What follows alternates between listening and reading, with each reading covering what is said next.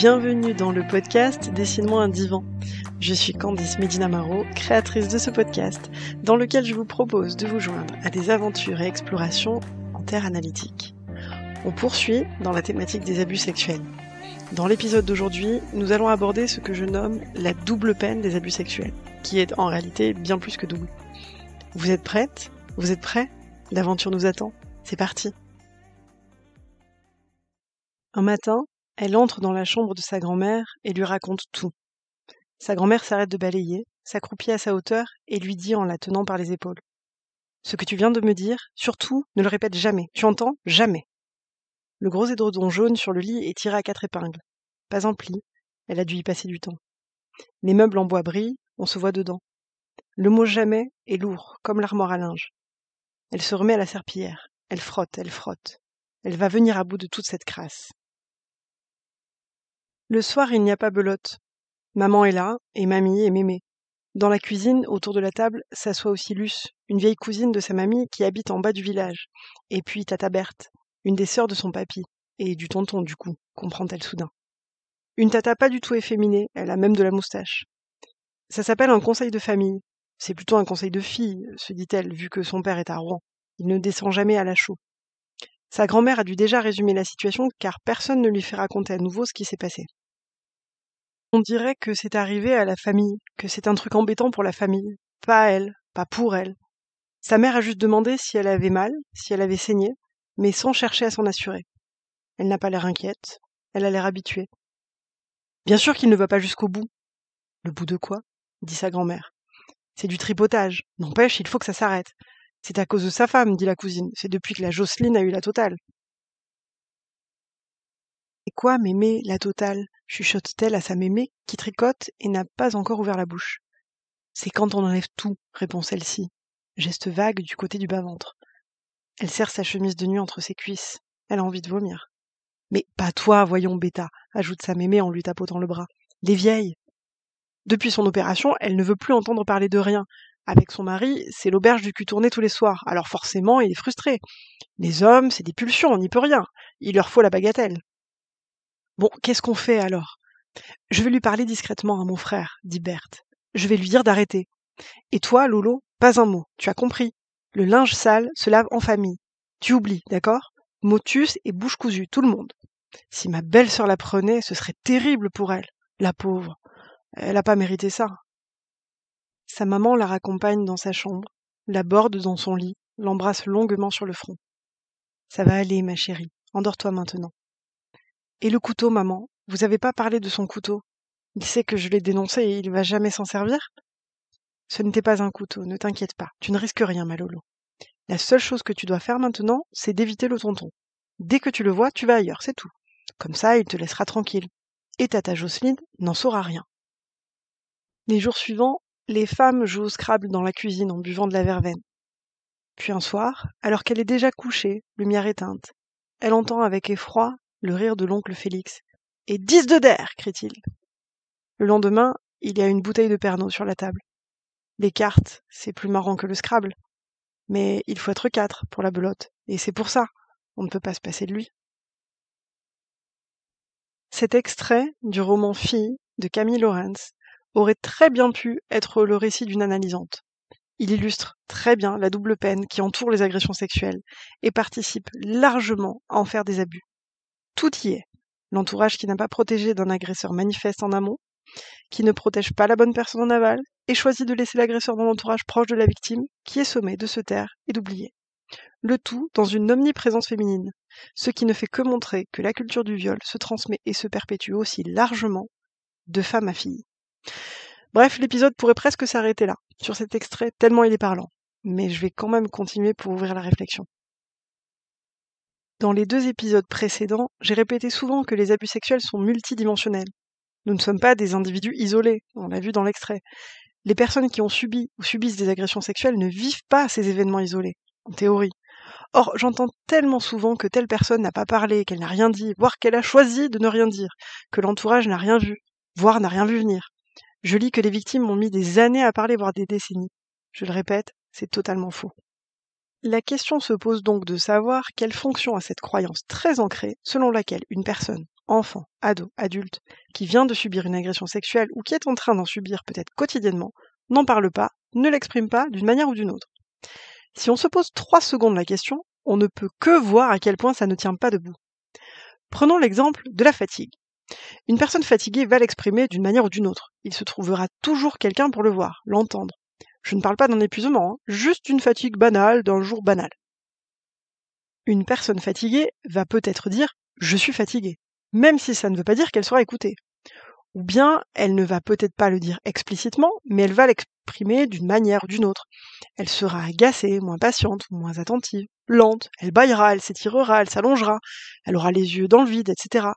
Bref, que ce soit de manière explicite ou implicite, elle va l'exprimer. Cela se voit et sera remarqué immanquablement par quelqu'un, même si le quelqu'un ne dit rien. Si quelque chose d'aussi ordinaire que la fatigue va s'exprimer systématiquement d'une manière ou d'une autre, alors comment penser sérieusement une seule seconde qu'une agression sexuelle va passer inaperçue, qu'elle se vivra dans l'inexpression la plus totale, comme si rien ne s'était passé? C'est juste totalement impossible. Toute personne qui a vécu ou vit une agression sexuelle l'exprime de 1000 manières.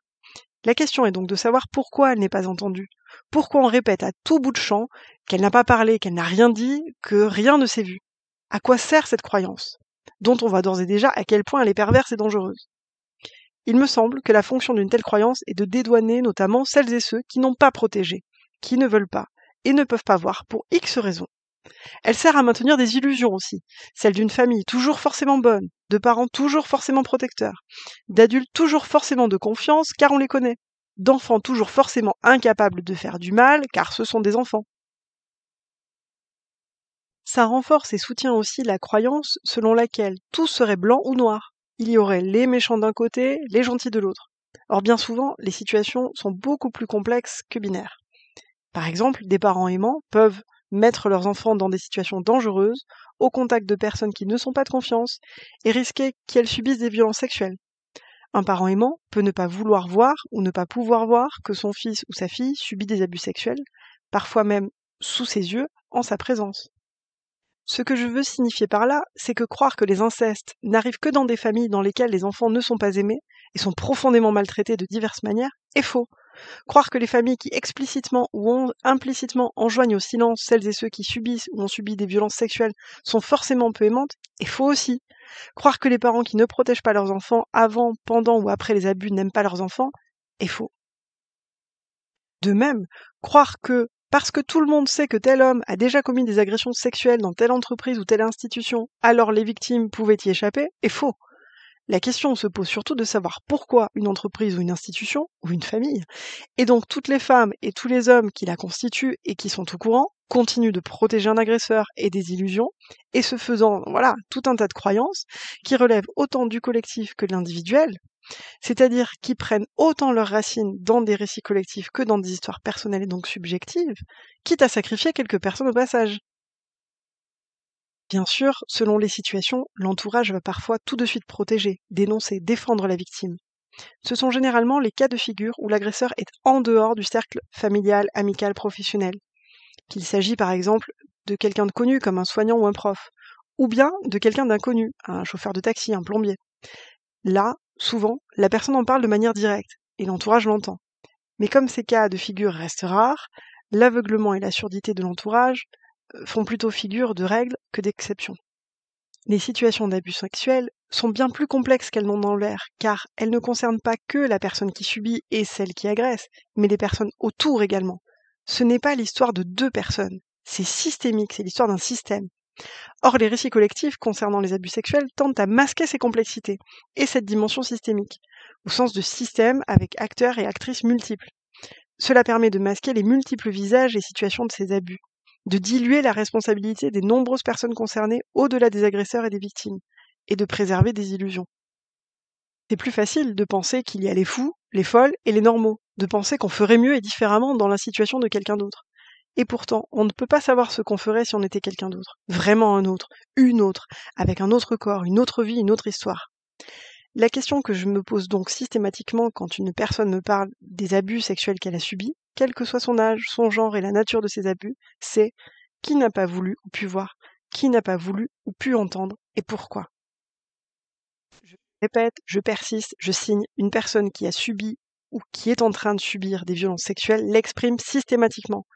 Et je vais aller plus loin, elle l'exprime systématiquement quand bien même elle ne réalise pas qu'elle a vécu ou qu'elle vit des agressions sexuelles. En effet, ce n'est pas toujours évident pour une personne, quel que soit son âge, d'identifier que ce qu'elle a vécu ou que ce qu'elle vit est une agression sexuelle, et ce pour plusieurs raisons.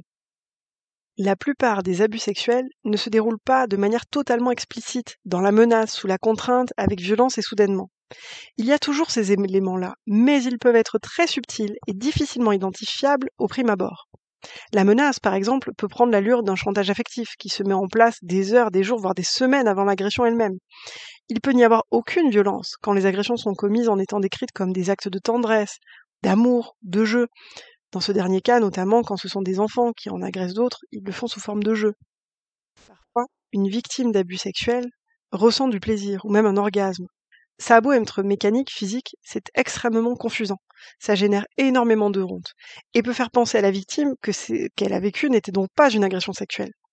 Quand il s'agit, a fortiori, d'un compagnon ou d'une compagne, là encore, la personne qui subit l'agression sexuelle pense souvent que cela n'en est pas une, puisque c'est son conjoint.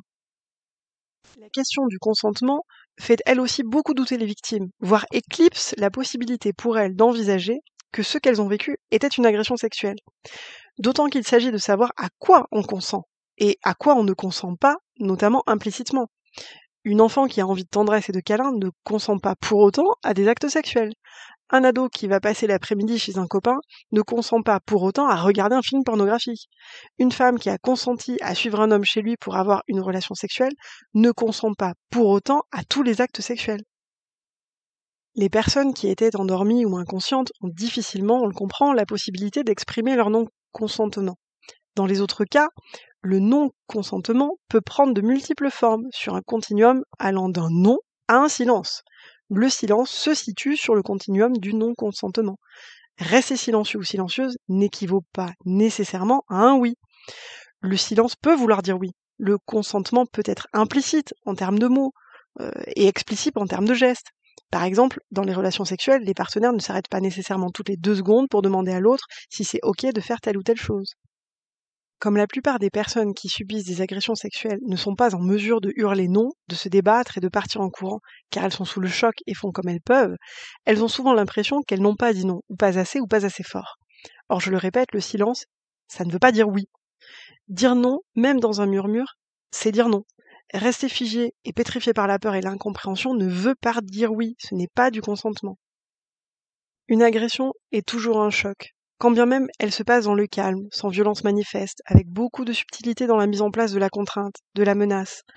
Elle est soit un choc très violent, soit un choc sourd, mal identifié et identifiable sur le moment, mais qui laisse une impression curieuse, bizarre, qui dit que quelque chose qui n'est pas habituel, qui n'est pas normal, vient de se passer ou est en train de se passer. Or, quand on est sous le choc, justement, on est sidéré. L'impensable, l'impossible est en train de se produire. Une personne peut dire non, se débattre, hurler même.